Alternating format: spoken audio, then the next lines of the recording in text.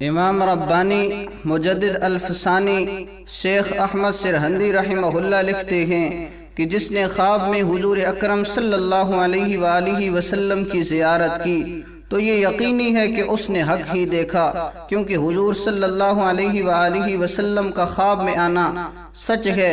اس پر حضور صلی اللہ علیہ وآلہ وسلم کا فرمان بھی موجود ہے، من رآنی فی المنام فقد رآنی، کہ جس نے مجھے خواب کے اندر دیکھا تحقیق اس نے مجھے ہی دیکھا۔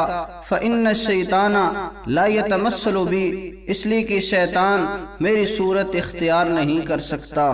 امام ربانی مجدد الفسانی شیخ احمد سرہندی رحمہ اللہ لکھتے ہیں کہ جس نے خواب میں حضور اکرم صلی اللہ علیہ وآلہ وسلم کی زیارت کی تو یہ یقینی ہے کہ اس نے حق ہی دیکھا، کیونکہ حضور صلی اللہ علیہ وآلہ وسلم کا خواب میں آنا سچ ہے۔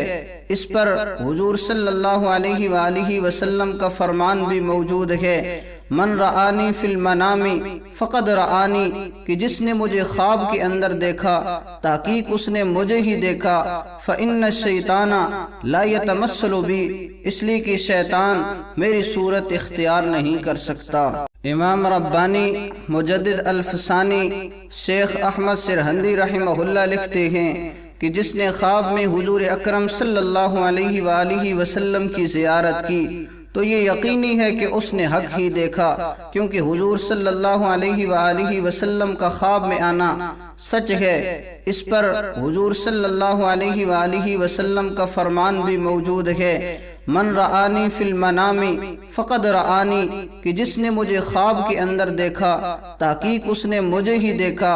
فإن الشیطان لا یتمثل بی، اس لیے کہ شیطان میری صورت اختیار نہیں کر سکتا۔